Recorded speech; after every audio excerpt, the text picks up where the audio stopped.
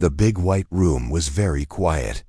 All the students sat in their chairs and looked at the huge glass box in the middle of the room. Inside the box was something that made most of them feel scared. Professor Kelm stood next to the glass box. He had blue skin and two big eyes on the top of his head. His long arms moved as he talked to the class. "Look at this creature," he said in a serious voice. "This is a shadow claw. It comes from a very dangerous planet far away.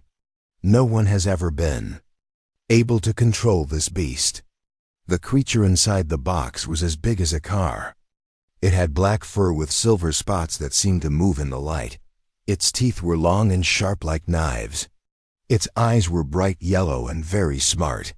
The beast walked back and forth in the box like it wanted to get out. "Many people have tried to tame the shadow claw," Professor Kelm continued. "The best animal trainers in the galaxy gave up. The strongest fighters could not control it. Even the wise masters from the crystal worlds said it was impossible." A student with green skin raised her hand. "How dangerous is it, Professor?" "Very dangerous," Kelm answered. "This creature is stronger than 10 soldiers. It can run faster than our fastest ships. It is also very smart, maybe too smart." The beast stopped walking and looked right at the students. Its yellow eyes seemed to look at each person in the room. Some students moved back in their chairs. "The shadow claw has hurt many people," the professor said. 15 trainers have died trying to work with these creatures. The last time someone tried to tame one, it destroyed an entire space station." In the back of the room sat a human student named Tom. He had brown hair and wore simple clothes. While other students looked scared, Tom looked interested. He studied the creature with curious eyes. Tom raised his hand. "Professor, did anyone try to talk to it like it was smart instead of just an animal?" The other students made surprised sounds. Some laughed. Others made clicking or humming noises. The translation machines in their ears turned these sounds into words of disbelief. Professor Kelm's big eyes turned to look at Tom. "Mr. Tom, humans always think animals are like people. This is not true. The shadow claw is a predator. It only thinks about hunting and killing. You cannot talk to it like a person." "But look at its eyes," Tom said quietly. "They look sad, not angry." "Sad?" The professor's voice was sharp. "This is a killing machine, not a pet that needs comfort." Tom looked back at the creature. The shadow claw was still watching him. Its head was tilted to one side like it was trying to understand something. The way it looked at him reminded Tom of his old dog back on Earth when it wanted attention. "The shadow claw kills because that is what it does," Professor Kelm said firmly. "It cannot learn. It cannot change. It only knows how to destroy." But Tom noticed something the professor did not see. When Kelm spoke in his loud, angry voice, the creature's silver spots became darker. When Tom spoke softly, the spots became brighter. It was like the beast could understand feelings, even if it could not understand words. The class continued for another hour. Professor Kelm told them about all the failed attempts to train shadow claws. He showed pictures of destroyed buildings and broken equipment. He read reports from famous animal experts who said it could never be done. "This creature has been in our research center for 2 years, the professor explained. "We feed it. We study it, but we never go near it without full protection. The energy barrier around its cage has never been turned off. Not even for 1 second." Tom watched the shadow claw during the whole lesson. The creature seemed bored by the professor's words. It yawned, showing its huge teeth. But when it looked at Tom, its ears moved forward like it was paying attention. "Your homework is to write a report about impossible animals," Professor Kelm announced as the class ended. "Explain why some creatures can never be tamed or trained. Use the shadow claw as your main example." The students began to pack their bags and leave. Tom stayed in his seat and continued to watch the creature. The shadow claw sat down and looked back at him. For a moment, they just stared at each other. "Mr. Tom," the professor said, "class is over." "I know," Tom replied.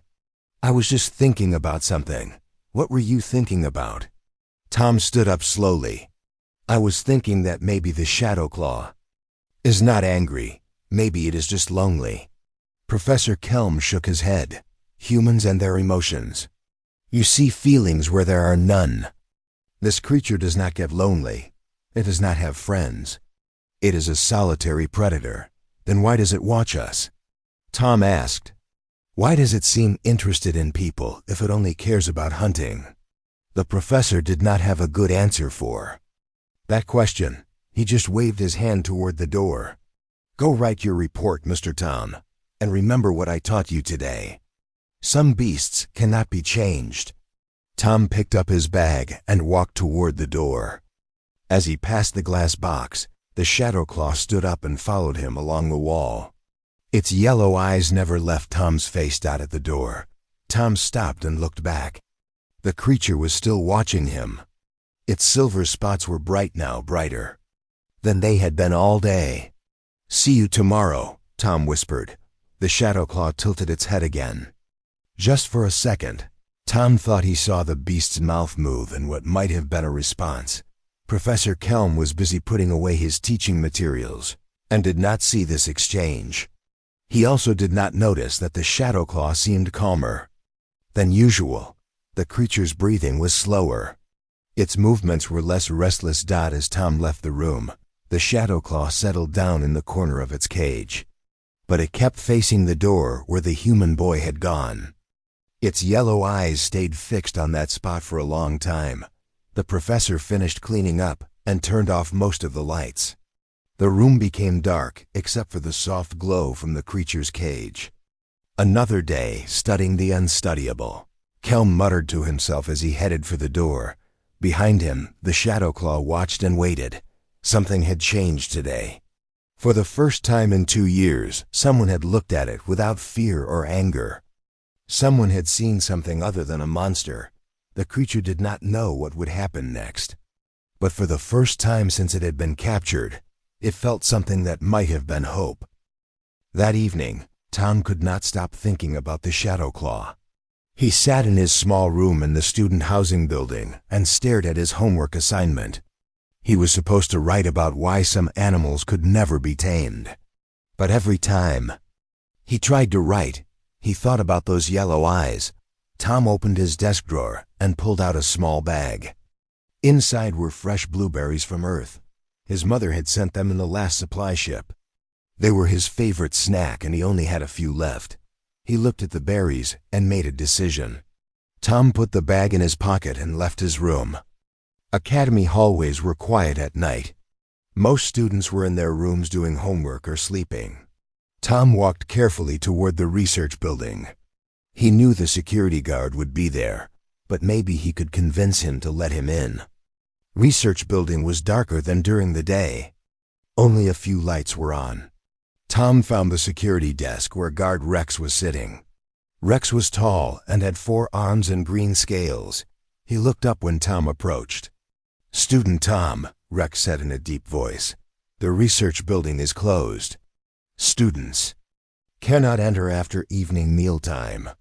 "I know, Rex," Tom said politely, "but I need to finish my homework. I want to observe the Shadow Claw for my report." Rex's big yellow eyes looked at Tom suspiciously. "Observe from outside the building. The viewing windows are available during day hours only." Tom pulled the bag of berries from his pocket. "I also brought these for research." Professor Kelm said, "We should try to understand what the creature eats." This was not exactly true, but it was not completely false either. Rex looked at the small blue fruits with interest. "Earth food," Rex said. "I have heard these are very sweet." "Very sweet," Tom agreed. "But I need to see how the Shadow Claw reacts to different foods. It might help us understand the species better." Rex thought about this for a moment. Finally he nodded. "You may enter, but you must stay outside the cage area. And if anything goes wrong, you must leave immediately." "Thank you, Rex." Tom walked through the hallways to the laboratory. The building felt different at night. It was quieter and somehow more mysterious.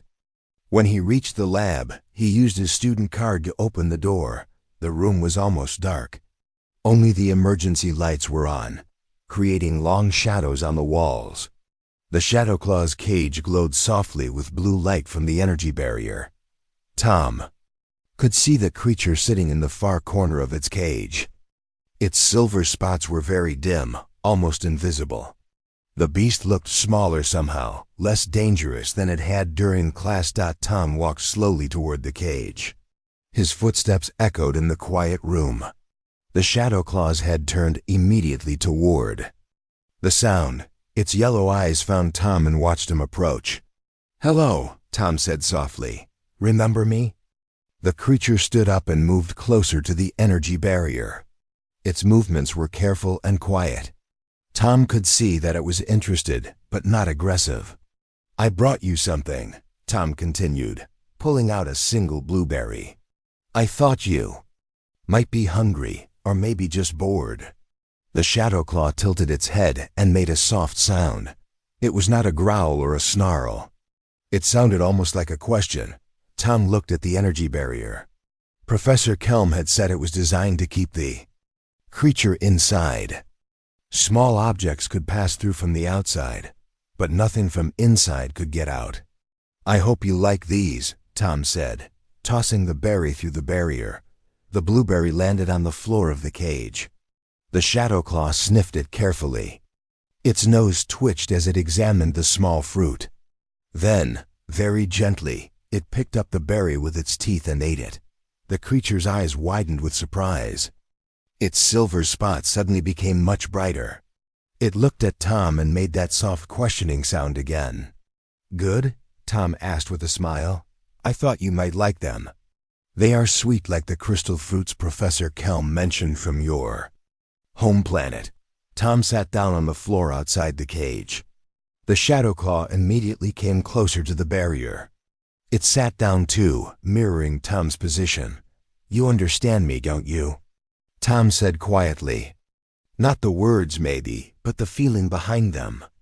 The creature's spots pulsed gently with soft light. Tom took this as a yes. He pulled out another berry and tossed it through the barrier. This time, the Shadowclaw caught it in the air with surprising gentleness. For such a large and supposedly dangerous beast, it moved with incredible control. "I read about your planet today," Tom continued, settling in for a longer conversation. "Kelm said it has crystal forests and purple skies. It sounds beautiful." The Shadowclaw's spots changed color slightly, becoming more golden. Tom sensed this meant something positive.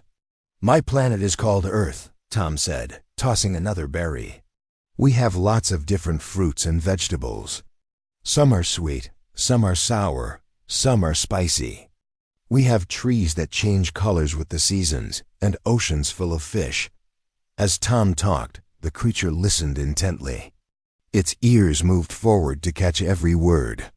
Sometimes its spots changed color, as if it was responding to different parts of the story. "Do you miss your home?" Tom asked. The Shadowclaw's spots dimmed and turned blue. The creature lowered its head and made a sad whimpering sound. Tom felt his heart break a little. "I miss my home too. I miss my family and my friends. I miss the smell of rain and the sound of birds singing in the morning." The creature looked up at Tom with what seemed like understanding. Its spots brightened again, but stayed blue. "But maybe we can be friends here," Tom suggested. "Maybe we do not have to be lonely." The Shadowclaw moved even closer to the barrier. It stretched out one large paw and placed it against the energy field. The barrier crackled softly where the paw touched it. Tom reached out and placed his hand against the barrier too, right where the creature's paw was. They could not touch, but somehow it felt like a connection. For the next hour, Tom continued talking and sharing berries. He told the Shadowclaw about his life on Earth, his journey to the academy, and his dreams of becoming a xenobiologist. The creature listened to every word, responding with color changes and soft sounds. Tom began to understand that the bright spots meant happiness or excitement. Dim spots meant sadness or tiredness. Golden spots seemed to indicate curiosity or interest. Blue spots were definitely sadness or loneliness. You are not a mindless beast at all, Tom realized out loud. You are intelligent. You have feelings. You get lonely and sad just like anyone else. The Shadow Claw's spots became very bright and took on a warm white color that Tom had not seen before. The creature made a sound that was almost like purring. As the night grew later, Tom noticed that the creature was getting sleepy. Its spots dimmed and its movements became slower. I should go, Tom said sadly. But I will come back tomorrow if I can. The Shadow Claw stood up as Tom prepared to leave. It followed him along the barrier wall as he walked toward the door. At the door, Tom turned back. Good night, friend. The creature made one last soft sound and settled down near the barrier. Its spots pulsed gently as Tom left the room. Tom walked back through the quiet hallways feeling both happy and sad. He was happy that he had made a connection with the lonely creature. But he was sad that such an intelligent being was trapped in a cage, misunderstood by everyone. As he returned to his room, Tom began to form a plan. He needed to prove to Professor Kelm and the others that the Shadow Claw was not a mindless beast. He needed to show them what he had discovered tonight. The creature was not untamable because it was wild and dangerous.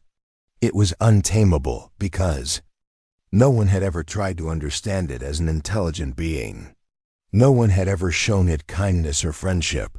Tomorrow, Tom decided, everything would change. The next morning, Professor Kelm arrived at the laboratory early. He wanted to check on the Shadow Claw before his first class.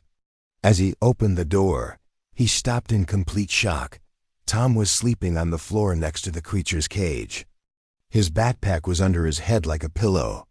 His hand was pressed against the energy barrier. Even more shocking was the Shadow Claw. The creature was lying as close to the barrier as possible. Its silver spots were glowing with warm, bright light. Its huge head was near Tom's hand, and it seemed completely calm and peaceful. What is happening here? Professor Kelm shouted. Tom woke up quickly, blinking in confusion. The Shadow Claw also lifted its head and looked at the professor. When it saw Kelm's angry face, its spots turned darker. Oh, hello, Professor, Tom said, sitting up and rubbing his eyes. I was just doing some research for my homework. Research? Kelm's voice was very loud. You were sleeping next to the most dangerous creature in the galaxy.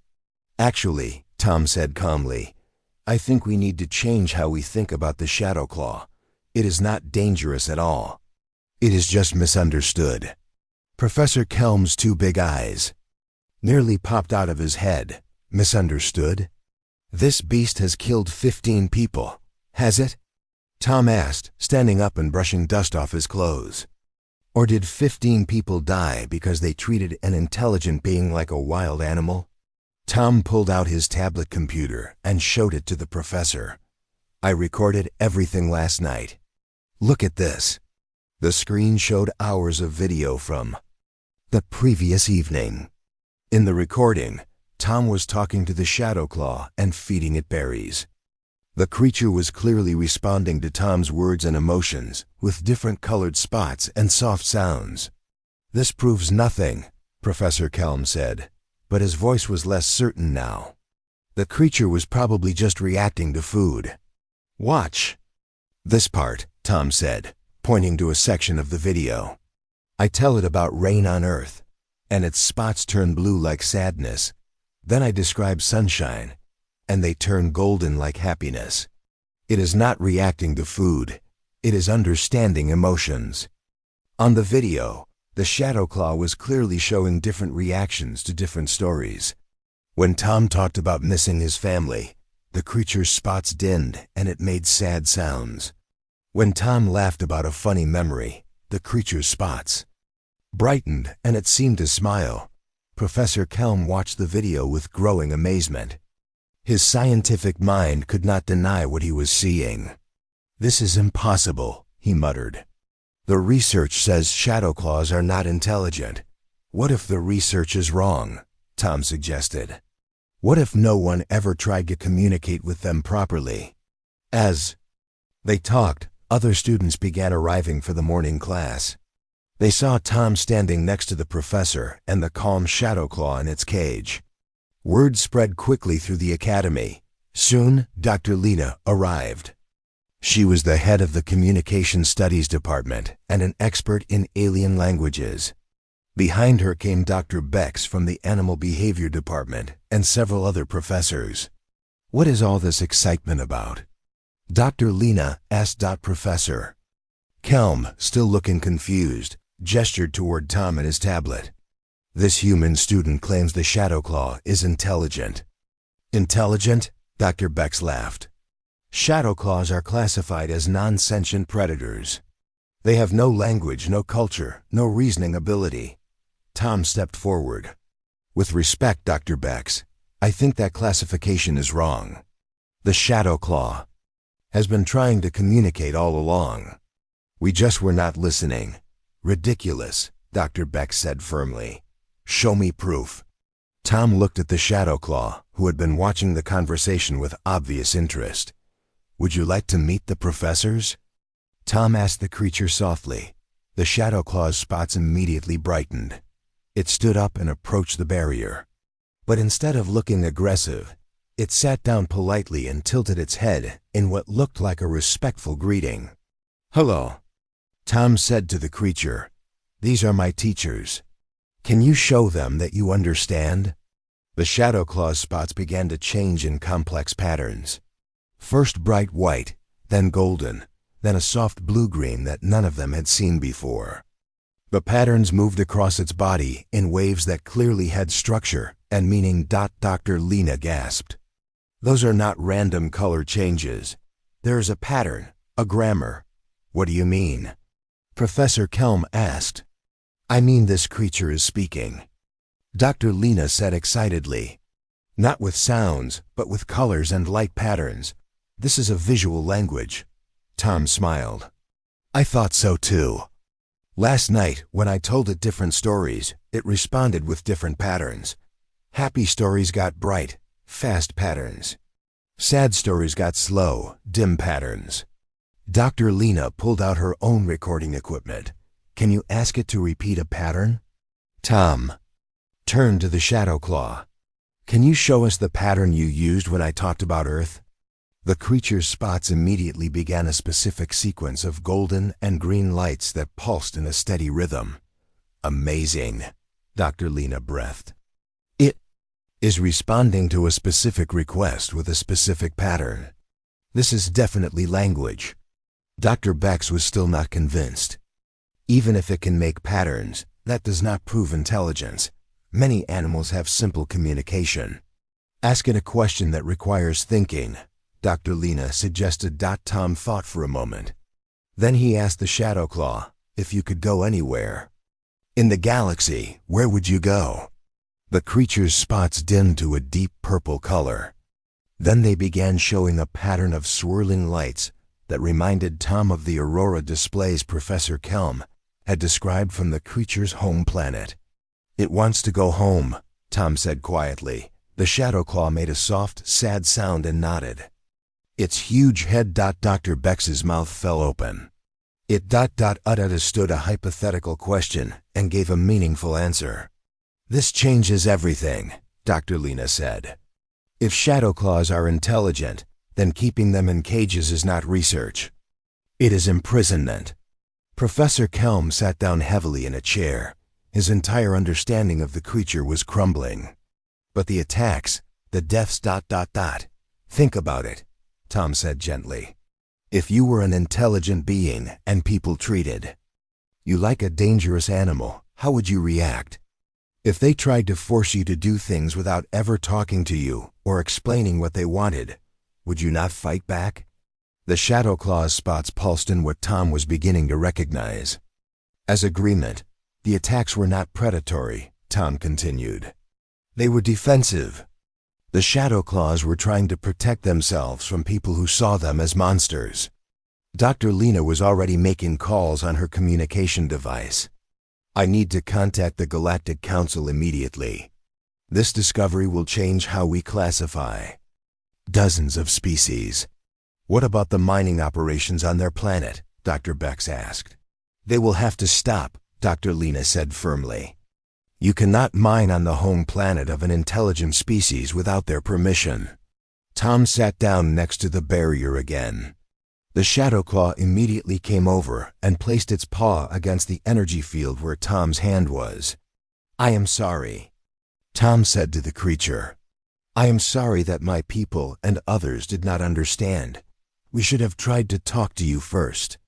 The Shadow Claw's spots showed a pattern of soft blue and white that seemed forgiving and kind. Professor Kelm approached the cage slowly. I owe you an apology as well, he said to the creature. I called you a beast when you are clearly a person. The Shadow Claw looked at the professor and made a gentle sound. Its spots showed a pattern that seemed to say the apology was accepted. What happens now? Tom asked. Dr. Lena was still talking rapidly on her communication device. Now we learn how to properly communicate with an entire species we have been misunderstanding for centuries. And we figure out how to make things right. The Shadow Claw's spots began showing the brightest pattern Tom had ever seen from the creature. It was beautiful and complex, full of hope and possibility. For the first time since its capture, the Shadow Claw was not alone. Within 3 days, the Academy became the center of the biggest discovery in galactic history. Scientists, language experts, and government officials arrived from across the galaxy. The quiet laboratory was now filled with advanced equipment. And busy researchers. Dr. Lena worked day and night with Tom to understand the Shadow Claw's color language. They called the creature Singer because its light patterns reminded them of beautiful songs made of color instead of sound. Look at this, Dr. Lena said excitedly, pointing to her computer screen. Singer uses at least 40 different colors in its communication. Each color has a basic meaning, but when combined with others, they create complex ideas. Tom sat next to Singer's cage, which had been made larger and more comfortable. The energy barrier was still there, but now it was clear that Singer was not a prisoner. Singer was a guest who was helping them learn. What does the blue-gold pattern mean? Tom asked. We think it means friendship or trust, Dr. Lena replied. Singer uses it every time you arrive. Singer's spots immediately showed the blue-gold pattern, as if the creature understood they were talking about it. Hello, Singer, Tom said warmly. Are you ready for today's lesson? Singer's spots brightened and showed a fast pattern of white and green lights that they had learned meant yes and excitement. Over the past few days, they had made amazing progress. Singer was not just intelligent, Singer was brilliant. The creature could solve complex puzzles, understand abstract concepts, and even show a sense of humor. Dr. Roth, a famous xenopsychologist, arrived that morning with more equipment. I want to test the creature's problem-solving abilities, he announced. Singer, Tom corrected gently. The creature's name is Singer. Dr. Roth looked annoyed. We should not give it human names. That is anthropomorphizing. Singer's spots turned dark red, and it made a low growling sound. I think Singer disagrees with you, Tom said with a small smile. Dr. Lena looked up from her computer. Actually, Dr. Roth, Singer chose that name itself. When we asked what we should call it, Singer showed us a pattern that means one who creates beautiful sounds. The closest translation is Singer. Dr. Roth set up his testing equipment anyway. Intelligence tests do not require names, he muttered. The first test was a simple puzzle box with treats inside. Dr. Roth placed it near the barrier and watched to see what Singer would do. Singer looked at the box for a moment, then at Dr. Roth, then at Tom. Its spots showed a pattern that Tom was learning meant, this is too easy. With careful movements, Singer solved the puzzle in less than 30 seconds. Interesting, Dr. Roth said, making notes. But this could be simple trial and error. He set up a more complex puzzle, a series of levers that had to be pulled in. The correct order to open a door. Singer watched Dr. Roth demonstrate the puzzle once. Then, without any trial and error, Singer solved it perfectly on the first try. Remarkable memory, Dr. Roth admitted. But let us try abstract thinking. He showed Singer a series of shapes on a screen: circle, square, triangle, circle, square, and then asked Singer to predict what came next. Singer's spots immediately showed a triangular pattern of lights. Dr. Roth tried several more pattern tests.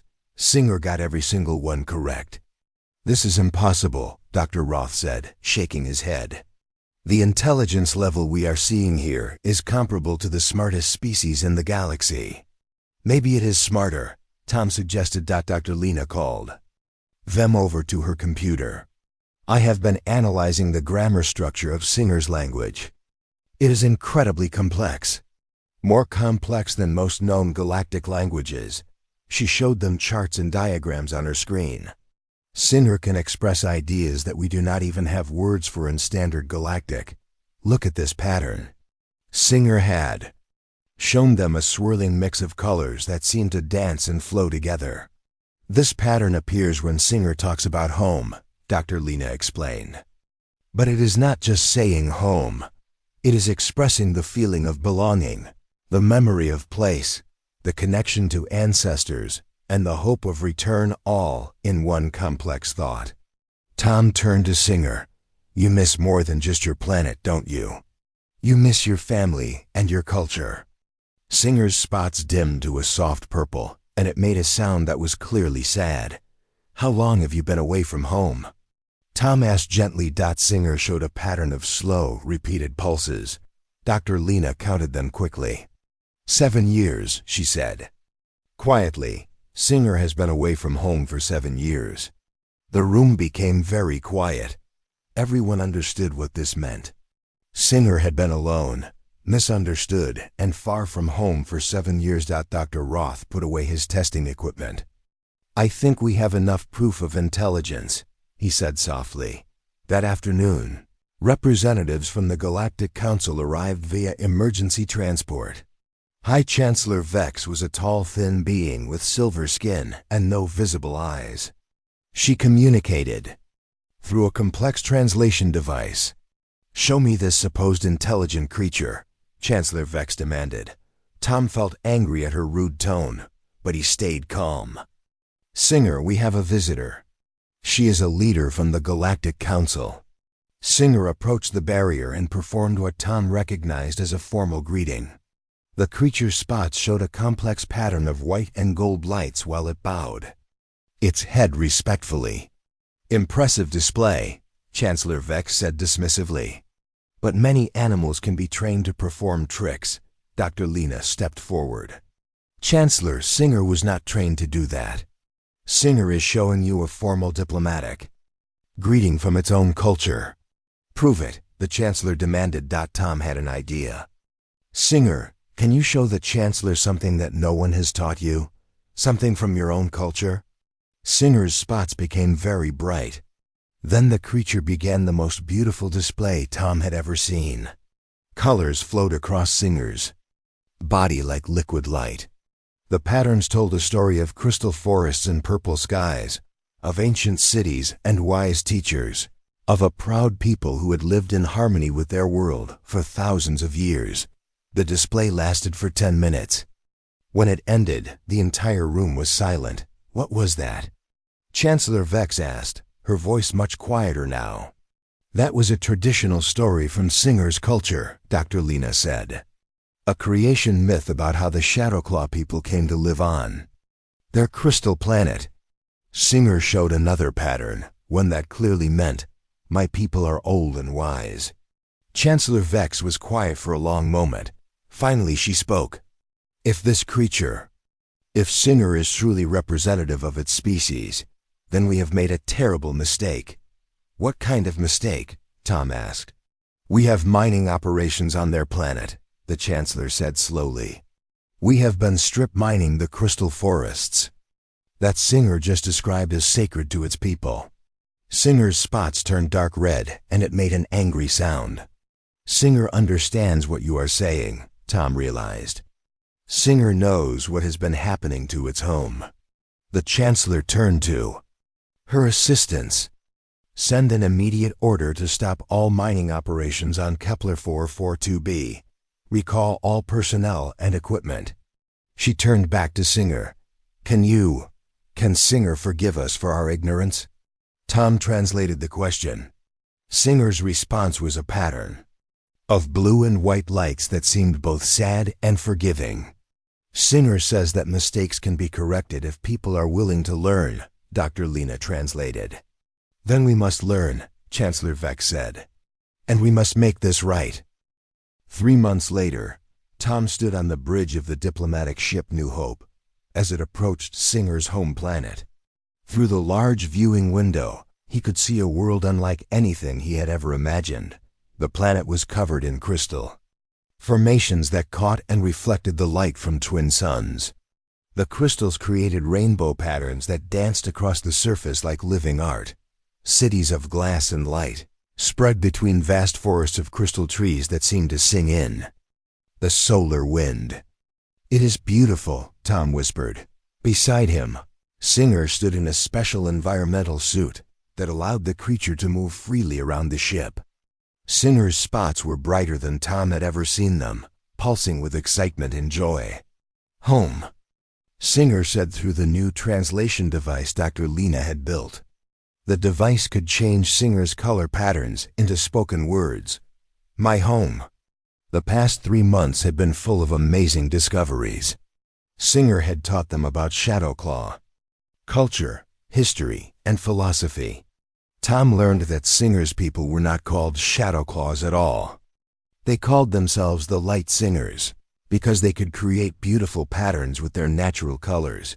They were an ancient civilization that had existed for over 10,000 years. They were philosophers, artists, and scientists who had chosen to live in harmony with their crystal world rather than building metal cities and machines.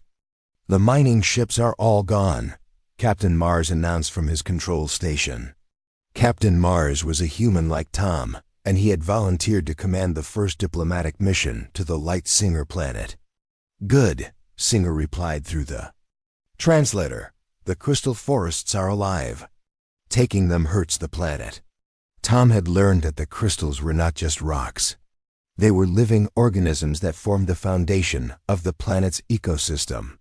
Mining them was like cutting down the lungs of the world. Singer, Dr. Lena said from her communication station, we are receiving signals from the planet. Your people know we are coming.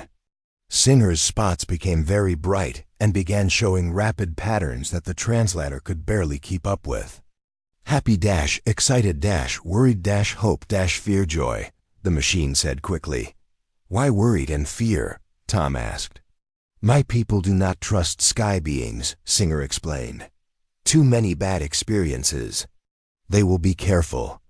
As their ship entered the planet's atmosphere, Tom could see light singers moving through the crystal cities below. They looked like Singer but came in many different colors.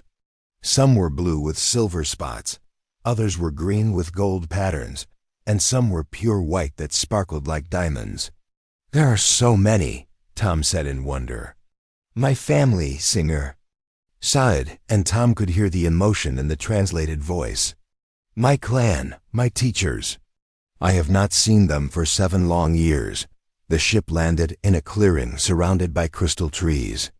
Through the windows, Tom could see dozens of light singers approaching carefully. They moved with grace and caution, their spots showing patterns of curiosity mixed with concern. Are you ready? Captain Mars asked Singer. Singer's spots showed the pattern Tom knew meant yes and determined. The ship's doors opened, and Singer stepped out onto the crystal ground of home. Immediately, the approaching light singers stopped and stared. Their spots began showing rapid, excited patterns. One large light singer with deep blue coloring stepped forward. Its spots showed a complex pattern that made Singer cry out with joy. "My parent," Singer explained to Tom through the translator. "My birth giver, the reunion was beautiful and emotional." Singer and the blue light singer touched foreheads and showed synchronized light patterns that were clearly a form of intimate communication. Other light singers approached, each one greeting Singer with unique patterns. Tom and the other humans stayed by the ship, not wanting to interrupt the reunion. But Singer soon called them over. "This is Tom," Singer announced to the gathered. "Light singers. He is the sky being who learned to see me as a person, not a beast. He brought me home." The light singers looked at Tom with obvious curiosity. Their spots showed various patterns that the translator interpreted as interesting, surprising, and grateful. Singer's parent approached Tom and showed a pattern of warm gold and blue lights. "Elder River of Light says thank you for caring." "For young Singer," the translator announced. "Elder asks why you helped when others did not." Tom thought carefully about his answer. Singer looked lonely. He said simply, "No one should be alone and misunderstood." The light singers around him showed patterns that seemed to indicate approval and respect. Over the following days, Tom and the diplomatic team learned incredible things about light singer civilization.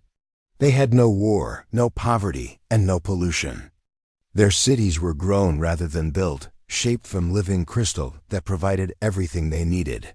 Their culture was based on sharing knowledge and creating beauty. They had philosophers who had spent centuries thinking about the meaning of existence, artists who created light sculptures that could be seen from space, and scientists who understood the crystal forests better than any galactic researcher. Why? "Did you never try to contact other species?"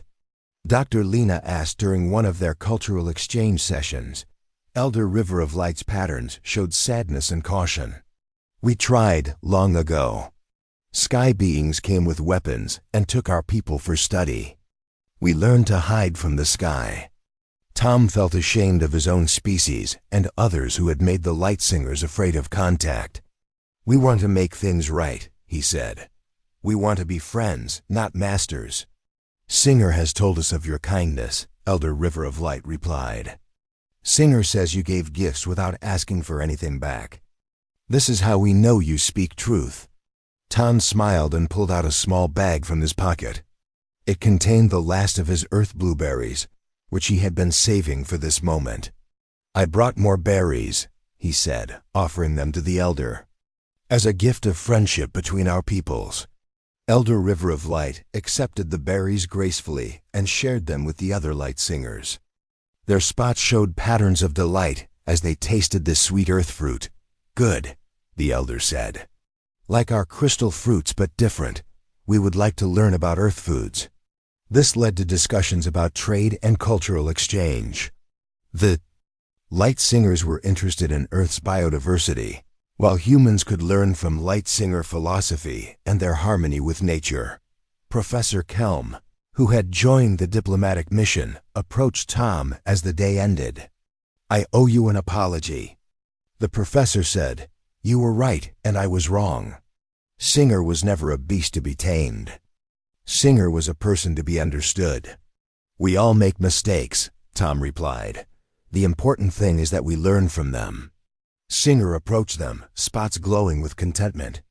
"Tom, will you stay on my world for a while? My people want to learn more about humans who see with their hearts." Tom looked around at the crystal cities, the light sculptures, and the peaceful light singers moving through their beautiful world. He thought about everything he had learned and how much more there was to discover. "I would like that very much," he said as the twin suns set, painting the crystal world in magnificent colors. Tom realized that this was just the beginning. The friendship between humans and light singers would change both species forever. Singer's spots showed the pattern for new beginnings, and Tom knew that the untamable beast had become something far more valuable. A bridge between worlds. Built with nothing more than kindness and a handful of berries,